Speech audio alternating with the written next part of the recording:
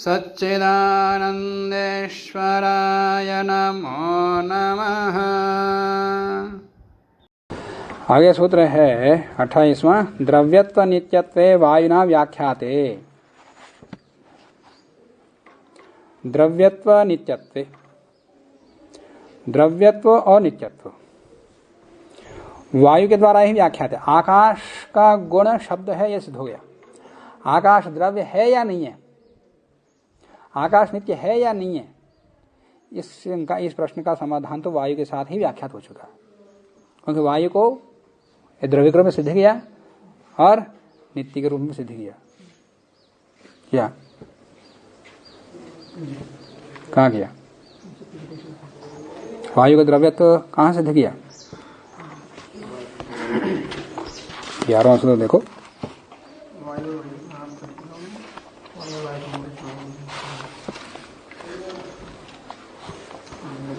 आद्रव्यवत्वेन द्रव्यम, इसका अर्थ क्या हुआ?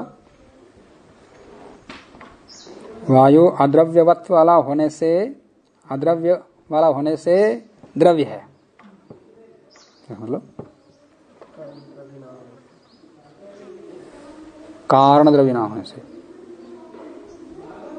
वायु परमाणु का कोई कारण द्रव्य नहीं है, माने वायु का परिमाण समवाय कारण वाला नहीं है, समझे? उसका कोई अन्य समय कारण नहीं है, माने समय कारण वाला नहीं है, माने अद्रव्यवत्व है, द्रव्यवान नहीं है वो, इसलिए ये द्रव्य है। तो वैसे आकाश के वैसे ही, जैसे वायु के परमाणु अद्रव्य वाला होने से द्रव्य है, ऐसे ये भी आकाश भी, इसको कोई समय कारण नहीं है, तो ये भी द्रव्य है। और साथ में क्रियावत्वाद गुणवत्वाच्च द्रव्यम, वायु के कहा था वहां पर, क्रिया वाला और गुण वाला होने से। आकाश में क्रिया तो नहीं है पर गुण तो है, आकाश निष्क्रिय है परंतु गुण का आश्रय तो है, तो गुण का आश्रय होने कारण से आकाश द्रव्य है। इस प्रकार से आकाश का द्रव्यत्व सिद्ध हो जाता। और नित्यत्व से सिद्ध होता। आद्रव्यवत्व नित्यत्व मुक्तम, माने समय कारण ना होने से, जैसे परमाणु नित्य है वायु के परमाणु, उसी प्रकार से आकाश का भी आद्रव्यत्व ना, माने इसको समय कारण ना होने से वो कार्यद्रव्य नहीं है। कार्यद्रव्य में कारण द्रव्य ही, ये कार्यद्रव्य नहीं है, नित्य है। तो उसी प्रकार से इसका भी नित्यत्व सिद्ध हो जाता है। तो उसी हेतु से यहां सिद्ध हो जाता। उपस्कारकार कहते हैं शब्द लिंगस्य द्रव्यस्य, और शब्द लिंग द्रविका है, माना आकाश द्रविका है। द्रव्यत्व नित्यत्व, और उसका आकाश के द्रव्य का द्रव्यत्व और नित्यत्व अधिदेश से साधयन, अधिदेश से इसको सिद्ध करें, फिलहाल से निरूपण नहीं करेंगे, निरूपण नहीं किया। आद्रव्यवत्वा यथा वायो नित्यत्वम, आद्रव्यवत्व से वायु का मतलब वायु का परमाणु, वायु मतलब वायु नहीं, विवृति का लिख रहे हैं, यथा वायु परमाणु आद्रव्यवत्वेन नित्यत्वम। जहां का उल्लेख कर रहे हैं उसके समान वायु के साथ, वायु वहां पर परमाणु का ही उल्लेख था, वायु का नहीं। तो यहां वायु से वायु परमाणु, आद्रव्यवत्वाद यथा वायु परमाणु नित्यत्वम तथा आकाशस्यापि नित्यत्वम। गुणवत्वात्, गुण वाला होने का से यथा वायु द्रव्यत्वम तथा आकाशस्यापि, आकाश का भी शब्द गुण वाला होने का से इसका द्रव्यत्व सिद्ध हो जाता है।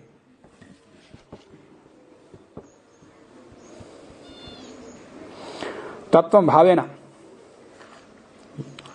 मतलब आकाशस्य व्याख्यातम का अध्ययन कर लो। आकाशस्य की नुति आएगी 27वें सूत्र से। व्याख्याते ऊपर से एक वचनांत के रूप में न पूछेंगे, द्विवचन था वहां पर, यहाँ न पूछेंगे एक वचन में रहेगा। आकाशस्य तत्वम भावेन व्याख्यातम, ऐसा अर्थ निकलेगा। आकाशस्य व्याख्यातम की अनुमति आ जाएगी, तो फिर अन्वय करेंगे तो आकाशस्य तत्वम, आकाश का तत्व भावेन व्याख्यातम। भाव मतलब सत्ता, सत्ता एक ही है ना, सब में अनुगत है।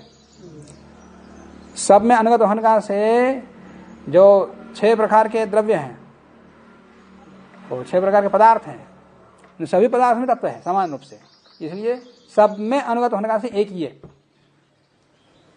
उसी प्रकार का आकाश का तत्व भी, तत्व तात्पर्य एकत्वम, तत्वम माने तद व्यक्तित्वम, विवृत्ति का लिखा है तत्वम तद व्यक्तित्वम माने एकत्व, एक व्यक्तित्वम माने आकाश एक है, इस प्रकार का एक व्यक्तित्व। आकाश की जाति जाति नहीं, फिर व्यक्ति कौन पूछ रहा है? आकाश की जाति नहीं होती। आकाश की एक व्यक्ति है। एकत्व जहां रहता है वहां पर जाति का बोध होता, जाति का बाद हो जाता है। तत्वम तद व्यक्तित्व माने एक व्यक्तित्व यावत माने आकाशस्य तत्वम, आकाशस्य एकत्वम, एकत्व व्यक्तित्वम, एक व्यक्तित्वम भावेन व्याख्यातम, सत्ता एक ही है ना, सब होने से उसी के जैसा इसका भी एकत्व व्याख्यात हो जाता है। ऐसे सूत्र करने के लिए तत्किम वो आकाश बहुनी आकाशानी एकमेव, ये आकाश बहुत है या एक ही है? एकमेव इत्याह, इसी के समाधान के लिए कहा है तत्वमिति व्याख्यातम मन विपरिणतेन अन्वयः, माने दिवस में है यहाँ क्वेश्चन के रूप में अन्वय आएगा विभक्ति विपरिणाम से। भावः मन सत्ता, सा यथा एका, वो सत्ता जिस प्रकार से एक है तथा उसी प्रकार से आकाशम अभी एकमेव, आकाश भी एक ही है। तो क्या सिद्ध हुआ? आकाश एक ही व्यक्तित्व वाला है। फिर घटाकाश, मठाकाश आदि औपाधिक, घटित, घटावच्छिन्न, गृहावच्छिन्न आदि आदि जो भी है, तो किसी अन्य कारण से आ रहा है विभाग, परंतु है आकाश एक ही। पर आकाश के जो विभिन्न प्रकार के भेद देखे जाते हैं वो तो औपाधिक है सब। वायुमंडल कारण से जो वो भी आकाश का विभाग औपाधिक है।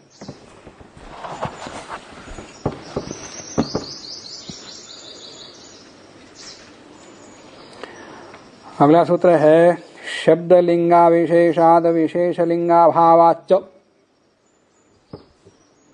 आकाशस्य तत्वम की अनुमति आएगी। आकाश का तत्व, आकाश का एक व्यक्तित्व के लिए अन्य हेतु दे रहे हैं। शब्द लिंग अविशेषात, शब्द लिंग अविशेष, शब्द लिंग सामान्यात, शब्द माने आकाश का अनुमापक जो लिंग शब्द है वो एक ही है। इस आकाश में विद्यमान शब्द अलग है, उस आकाश में विद्यमान शब्द अलग है, ऐसा हो तो फिर उसका भेद होता, परंतु सब जगह शब्द एक ही है। शब्द लिंग अविशेषात, शब्द लिंग सामान्यात,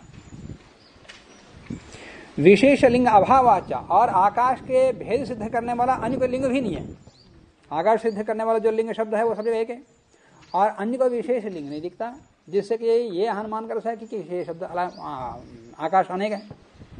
इसलिए आकाश से तत्वम, आकाश का एक व्यक्तित्व सिद्ध हो जाता है। उपस्कार का कह रहे हैं कि ननु अनुगत प्रत्यय महिम्ना सत्ताया एकत्वम सिद्धम। अरे सत्ता एक है, इसके लिए सब में अनुगत है, उसके लिए हेतु है, कारण है। आकाश एकत्वम एकत्वम, फिर आकाश में कहा अनुगत है यहाँ पर? वहां तो सब में एक ही सत्ता दिखाई दे रही, इसलिए वो एकत्व सिद्ध हो गया। यहाँ सब में शब्द आकाश में ही दिखाई देता है, आकाश में ही सुनाई देता है शब्द, और वह एक ही है। तो अनेकों में एक ही जैसे दिखाई देता है, इसलिए एक है ऐसा कहने के लिए कोई अनुगत कहाँ है यहाँ पर? आकाश कथम एकत्वम तद दृष्टांतेन सेत्स्यति, उसके दृष्टांत से आकाश का एकत्व कैसे सिद्ध होता? इत्यतः आह, इसी के समाधान के लिए कहा है शब्द लिंग अविशेषाद विशेष लिंग अभावाच्च, दो हेतु दिया। तत्वम आकाशस्य सिद्धम इत्यर्थः, इन दोनों हेतुओं से आकाश का तत्व एकत्व सिद्ध है। वैभवे सति सर्वेषां शब्दानां तद एकाश्रयतया एव उपपत्तौ आश्रयान्तरा कल्पनायां कल्पना गौरव प्रसंगाच्चो, कल्पना गौरव प्रसंगः। आकाश एक है, वो विभु है, इस प्रकार मानने से सर्वेषां शब्दानां, सभी शब्दों का आश्रय वह एक विभु आकाश है। तद एक आश्रयतया, और उन सारे शब्दों का आश्रय एक ही है, इसी से ही कार्य की सिद्धि होने पर उपपत्तौ आश्रयांतर, फिर ये आकाश अलग है वो आकाश अलग, इस प्रकार आश्रयांतर कल्पना करना गौरव है। तो आश्रयांतर कल्पनायाम कल्पना गौरव का प्रसंग आएगा। अन्यदपि यद आकाशम कल्पनीयम, इस आकाश से वो आकाश अलग है, इस प्रकार के अन्य आकाश की कल्पना करना ही है। तत्रापि वहां पर भी फिर हेतु भी शब्द, उस आकाश को सिद्ध करने के लिए फिर क्या हेतु, फिर वही शब्द। इस आकाश की सिद्धि के लिए हेतु क्या, वही शब्द। तो फिर एक ही हेतु से दोनों की सिद्धि होती, दो काम हुए फिर एक ही हुआ। तो शब्द एवं लिंगम तच्च अविशिष्टम, वो शब्द वहां के शब्द यहाँ के शब्द एक ही तो हुआ, अविशिष्टम अल्पविराम। न च विशेष साधकम भेद साधकम लिंगांतरम अस्ति, विशेष साधक मन भेद को सिद्ध करने वाला, विशेष साधक मन भेद साधकम, भेद को सिद्ध करने वाला कोई लिंगांतर भी नहीं है। आत्मनाम यद्यपि ज्ञानादिकम अविशिष्टम एवं लिंगम तथापि व्यवस्थातः, यदि ऐसा है आत्मा का ज्ञान गुण है ना, आत्मा का ज्ञान, आत्मा का गुण ज्ञान है, तो सबको जाने की है ना, और ज्ञान ही होता है। वैसे शब्द भी अनेक प्रकार के हैं, और शब्द मात्र को लेकर के शब्द को एक ही मान लिया, तो एक ही शब्द का आश्रय होने का आकाश को एक माना, तो ज्ञान भी सबका एक ही है। तो एक ही जानकर सबका आत्मा भी एक मानो, फिर अनेक आत्मा क्यों मानते? तो आत्मना यद्यपि, आत्मा भी, आत्मा में नानात्व कैसे सिद्ध होता? तो आत्मनाम यद्यपि ज्ञानादिकम अविशिष्टम, यद्यपि आत्माओं का जो गुण ज्ञान है वो अविशिष्ट है, सामान्य है। जैसे आकाश में शब्द सामान्य है, वैसे ज्ञान भी अविशिष्ट है, सामान्य है। फिर भी आत्मा को अलग क्यों मानता? व्यवस्था से।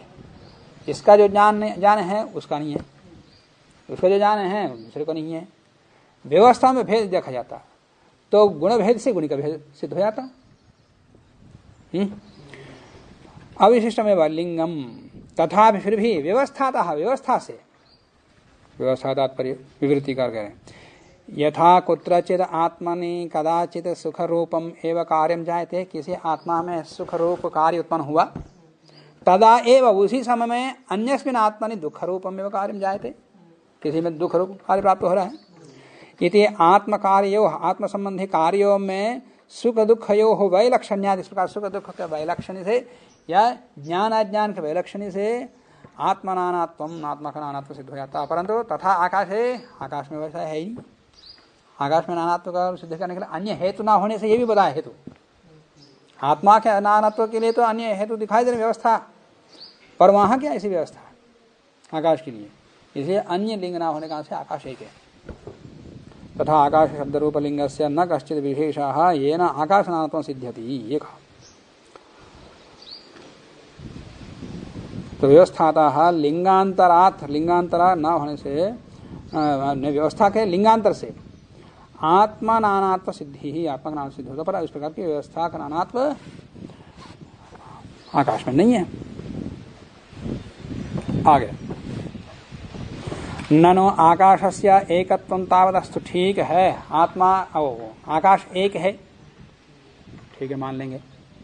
ननो आकाश से एकत्वं तावदस्तु, वैभवात् परम महत्वमप्यस्तु, विभु व्यापक होने का उसका परम महत् परिमाण है, ये भी मान ले, ठीक है मानेंगे। शब्द असमवाय कारण, शब्द असमवाय कारणत्वाद संयोग विभागोपि स्याताम, शब्द का समवाय कारण कौन है? आकाश। और असमवाय कारण, शब्द का असमवाय कारण संयोग विभाग। आदमी बोल रहा है तो स्थान करण का संयोग विभाग, किसी पदार्थ में किया तो वहां भी संयोग विभाग। शब्द की उत्पत्ति में संयोग विभाग, शब्द का अतिरिक्त तो कुछ है नहीं। तो संयोग विभाग असमवाय कारण है। जब तक समवाय कारण, असमवाय कारण, अनिमित कारण, भेरी दंड आदि सबके सब निमित्त कारण है। आदमी बोल रहा है तो जिह्वा स्थान आदि निमित्त कारण है। तो ये निमित्त कारण है। जब तक समवाय कारण असमवाय कारण की सिद्धि नहीं हो तब तक कार्य नहीं होता। तो शब्द का समवाय कारण आकाश है तो असमवाय कारण को सिद्ध करना पड़ेगा। तो असमवाय कारण कौन है? वो संयोग भाग। तो संयोग भाग किसका गुण है? संयोग भाग कहाँ रहते हैं? आकाश के या द्रव्यों के? आकाश के नहीं है। तो आकाश में फिर समय कारण कैसे? आकाश निष्ठ आकाश समवेत शब्द का कारण कैसे बनता जब आकाश के गुण नहीं है? तो आकाश समवेत शब्दोत्पत्ति में असमवाय कारण ये कैसे बनता?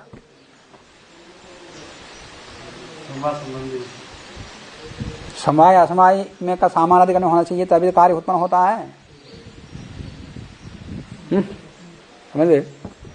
यदि संयोग विभाग द्रव्य अन्य द्रव्यों का आकाश का नहीं है, आकाश का नहीं है तो समवाय संबंध से शब्द आकाश में रहता है।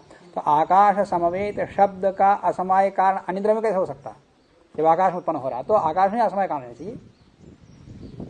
तो संयोग विभाग किसके गुण होंगे? आकाश के।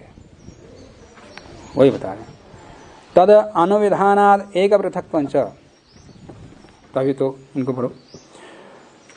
वैभवाद ब्रह्म शब्द असमवाय कारणत्वा, शब्द के असमवाय कारण होने कारण से कौन? संयोग विभागो अपि, संयोग विभाग भी आकाश के गुण हो।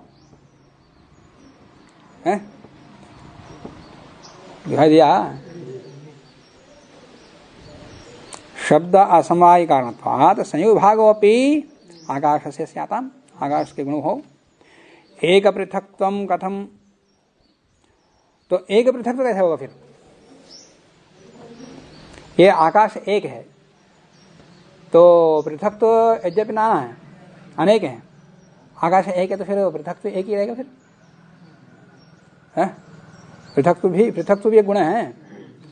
तो आकाश का जो पृथक जो सामान्य गुणों में एक गुण है पृथक्त्व गुण। आकाश सामान्य गुणों में संख्या आदि, संख्या परिमाण आदि जो सामान्य गुण है उनमें से पृथक्त्व गुण भी है और वो आकाश का है। तो वो एक है अनेक है। जैसे अन्य पृथ्वी आदि में अनेक पृथकत्व है वैसे यहाँ आकाश में पृथकत्व एक है अनेक है। तो एक पृथक्त्वम कथम आह, तो सामान्य रूप से जैसे अन्यत्र अनेक पृथकत्व सिद्ध है वैसे यहाँ भी अनेक पृथकत्व होता है। यहाँ एक पृथकत्व कैसे आएगा? उसी के समाधान के लिए कहा अतः आह तदिति तद अनुविधानाद् एक पृथक्त्वं चेति नियमेन एक पृथक्त्वम् एकत्वम् अनुविधत्ते। नियमतः एक पृथक्त्वम् एकत्वम्, वो एक है तो उसके साथ में एकत्व एक पृथक्त्व भी सिद्ध हो जाता। अनेकत्व आएंगे नहीं, अनेक पृथक्त्व आएंगे नहीं। इति एक पृथक्त्व सिद्धि। इति ही माने एक पृथक्त्वंच इति, सूत्र में जो इति है वो इति आन्निक परिसमाप्त हो। इस प्रकार से आन्निक समाप्त हो जाता है, ऐसे बताने के लिए इति लगा दिया। मानस प्रत्यक्षा विषय विशेष गुणवत् द्रव्य लक्षणम आन्निकार्थ। मानस प्रत्यक्ष माने मन से प्रत्यक्ष होने वाले जो नहीं है, मानस प्रत्यक्ष अविषय माने बहिरेंद्रिय के विषय, न कि आत्मा मनेन्द्रिय मन के द्वारा गृहीत विषय। मानस प्रत्यक्ष अविषय कौन? विशेष गुण। मनस के द्वारा प्रत्यक्ष होने वाले सामान्य गुण है पर बहिरेंद्रिय के द्वारा गृहीत होने वाले गुण विशेष गुण है।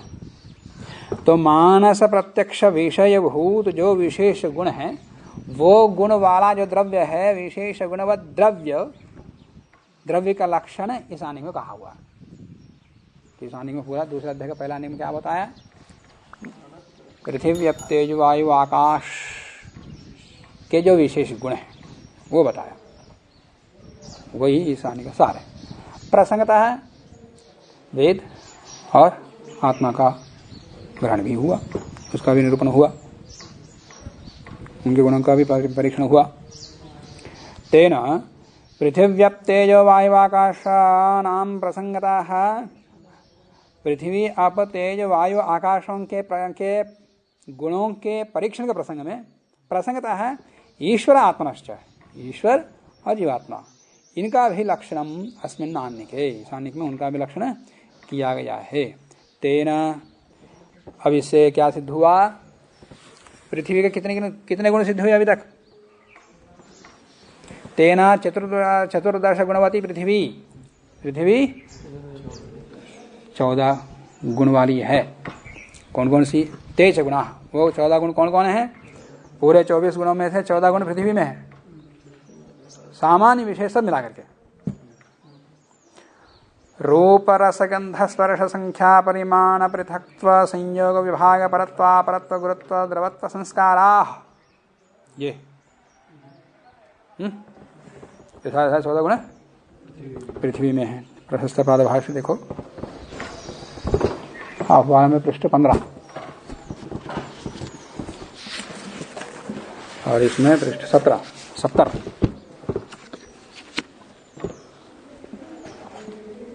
है। 71 में रूप रस गंध स्पर्श संख्या परिमाण पृथक्त्व संयोग विभाग परत्व परत्व गुरुत्व द्रवत्व संस्कारवती पृथ्वी, पृथ्वी लक्षण ही बताया। अच्छा, रूप किसका गुण है? तो पृथ्वी में कैसे रूप बता दिया? उसमें भी है, इसमें भी है, तो उसमें भी है, इसमें भी है, तो फिर पृथ्वी के लक्षण कैसे रूप आएगा? पृथ्वी का लक्षण तो वही आता जो केवल उसी में है।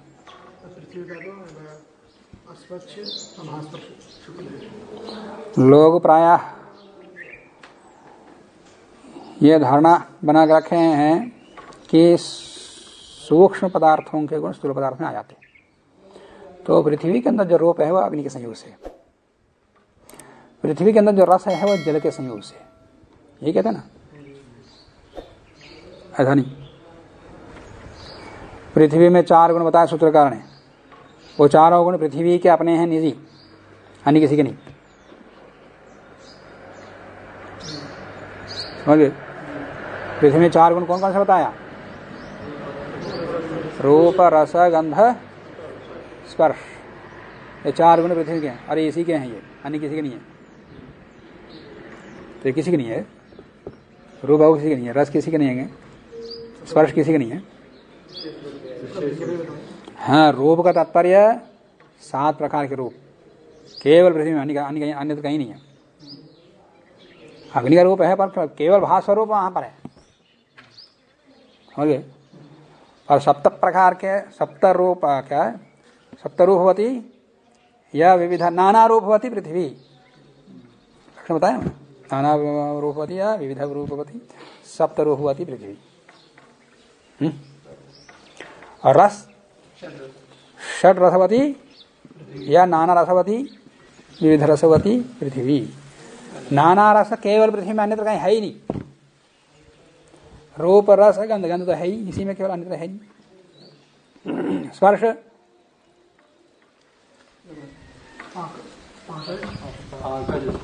हाँ, पाक का जो स्पर्श केवल पृथ्वी में है, अन्यत्र कहीं नहीं है। या कठोर स्पर्श कह दो, या कठोर अनुष्णाशीत स्पर्श, अनुष्णाशीत स्पर्श जो पाकज है वो केवल पृथ्वी में, अन्यत्र है ही नहीं। तो यहाँ रूप रस गंध से वही विशेष रूप प्रसाद लेना, सामान्य नहीं। समझे? तो जिसका गुण बताया जा रहा है को वहां पर उसी विशेष गुणों को ही लेना। और आगे कहते हैं तावंता है एवं उतने ही 14 गुण गंधम अपास्य, 14 ऊपर रूप रस गंध जो बताया ना, उनमें से गंध को हटा दो, तो गंध को हटा फिर 14 का 13 हो जाते हैं। तो गंध के स्थान पर रस रख दो। तावंता है एवं उतने ही 14 गुण गंधम अपास्य स्नेह न सह, स्नेह के साथ मिलाकर के वही गुण फिर 14 गुण अपाम जल के लक्षण खोलो आप वाले में पृष्ठ 20, इसमें खोलो पृष्ठ 20 में, और पृष्ठ 20 नहीं, आगे के जल का निरूपण होगा जहाँ है 91 में। क्या क्या दिया? रूप रस स्पर्श द्रवत्व स्नेह, गंध के साथ स्नेह रख दिया। तो स्नेह संख्या परिमाण से वैसे रहेंगे, संख्या परिमाण पृथक्त्व संयोग विभाग परत्व परत्व गुरुत्व संस्कारवत्यः आपः, तो जल का लक्षण ये हो गया। तो रूप रसादि से जल में विद्यमान जो विशेष रूप रसादि है वही लेना, हानि नहीं। और आगे के विषय में क्या कह रहे हैं, वायु के और तेज का। एते एव वही मतलब 11 रसगंध स्नेह गुरुत्वानि अपास्यो, उन 14 गुणों में से रस को, गंध को, स्नेह को, गुरुत्व को हटा दो तो 14 में से 4 हटा दिया। स्नेह को मिलाकर 15 है ना, स्नेह को मिलाकर 15 में से 4 हटा दिया, रस गंध स्नेह गुरुत्व, तो 11 बचते। वो 11 गुण तेज तेज के हैं। इसके अंदर पृष्ठ 22 में है तेज का क्या दिया हुआ। तुम्हारे इसमें क्या प्रश्न क्या, रूप स्पर्श संख्या परिमाण पृथक्त्व संयोग विभाग परत्व परत्व द्रवत्व संस्कारवत् तेज, तो तेज का लक्षण हो गया। फिर तेज के बाद वायु का। वायु के विषय कह रहे हैं गंध रस रूप गुरुत्व स्नेह द्रवत्वानि अपास्य, उनमें से गंध को, रस को, रूप को, गुरुत्व को, स्नेह को और द्रवत्व को हटा दो। शेष 9 गुण जो है वायु के हैं। कौन सा प्रश्न है वायु के, इसमें आपका 24 है। उसमें 24 है, इसमें कौन सा है 111। हाँ वो 11 बोलते। कौन कौन सा है, स्पर्श संख्या परिमाण पृथक्त्व संयोग विभाग परत्व परत्व संस्कारवान वायु है। फिर उसके बाद आकाश का। शब्देन सह संख्यादि पंचगुणवत्वम आकाशस्य लिंग लक्षणम, तो शब्द के साथ है संख्यादि 5। संख्यादि 5 कौन कौन से, अरे पहले उसमें उपस्कार में देखो, उसमें बात बोलो। संख्यादि 5 कौन है, संख्या परिमाण पृथक्त्व संयोग विभाग, ये 5 संख्यादि 5, और उसमें शब्द जोड़ दो तो 6 गुण हो जाएंगे। तो 6 गुण वाला आकाश है। उसमें पृष्ठ 36 है वाले में। इसमें आकाश सृष्टि संहार प्रकरण के बाद आएगा, सृष्टि संहार प्रकरण के बाद आएगा।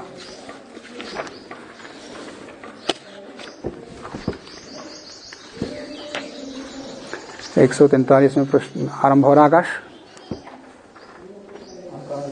तत्र आकाशस्य गुणाः शब्द संख्या परिमाण पृथक्त्व संयोग विभागाः, कितने हुए 6। शब्द संख्या परिमाण पृथक्त्व संयोग विभाग 6 गुण आकाश के हैं। और दिक्कालों के संख्यादि पंचक मात्रम दिक्कालयो, दिक् और काल का केवल 5 ही है, 5। तो 5 कौन है, संख्यादि, संख्या परिमाण पृथक्त्व संयोग विभाग, बस इतने ही है दिक् और काल के। तो दिक् के लक्षण आफल में 46 और काल का 43। तो इसमें काल का निरूपण कहाँ आ गया, उसमें कौन सा पृष्ठ है, 155 काल तो 155 में शुरू हो रहा है। उसके गुण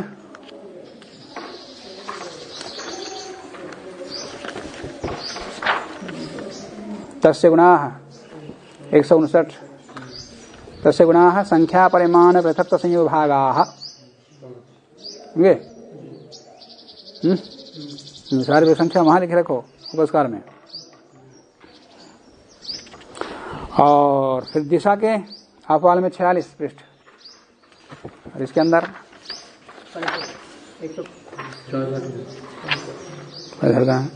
64। तस्यास्तु गुणाः संख्या परिमाण पृथक्त्व संयोग विभागाः, और दिक्कालयो परत्वा परत्व वेग सहितम संख्यादि पंचकम मनसः, मन के 8 गुण बताए इन्होंने। कौन कौन सा है, स्वयं बताया, परत्व अपरत्व वेग, वेगाख्य संस्कार।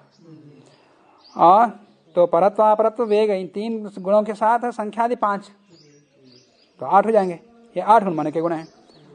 ये उसमें बताया पृष्ठ 57 इसके अंदर मन के गुण कौन से पृष्ठ में तुम्हारे उसमें न्याय का अंदर ही रहती है, बीच में लंबी थोड़ी। मन का प्रकरण शुरू हो रहा है 216 में शुरू हो रहा है मन का प्रकरण। 216 में मन का प्रकरण शुरू हो रहा है। मनस्तु आदि क्या करे योगात मना गुण किसमें 221 में तस्य गुणाः संख्या परिमाण पृथक्त्व संयोग विभाग परत्वा परत्व संस्काराः। ये 8 मिनट में पूरा बता दिया। संस्कार तात्पर्य यहाँ वेग वेगा के संस्कार। और संख्यादि पंचकम ज्ञान इच्छा प्रयत्नाश्च ईश्वरस्य। ईश्वर तो ईश्वर गुण कितने हैं? संख्यादि 5 माने संख्या परिमाण पृथक्त्व संयोग विभाग के साथ में ज्ञान इच्छा प्रयत्न 3 कुल मिलाकर 8 गुण ईश्वर के हैं। और आत्मा के गुण 14 है, उपस्कार में नहीं बताया। प्रशस्त पाद भाष्य में पृष्ठ 54 पीछे आत्मा प्रकरण इसमें शुरू हो रहा है 167 में 167। और गुण किसमें 208 तस्य गुणाः बुद्धि सुख दुख इच्छा द्वेष प्रयत्न धर्म धर्म संस्कार संख्या परिमाण पृथक्त्व संयोग विभागाः। ये सारे गुण जिसके अंदर हो उसको आत्मा कहते हैं, मन जीवात्मा कहते हैं। तो प्रशस्त पाद भाष्य में तो व्यवस्थित रूप से इन्होंने संक्षेप में बता दिया। तो जाना बता उनको फिर संख्या उपस्कार में लिखे रखो। इति द्वितीय अध्यायस्य प्रथमम् आन्निकं समाप्तम्।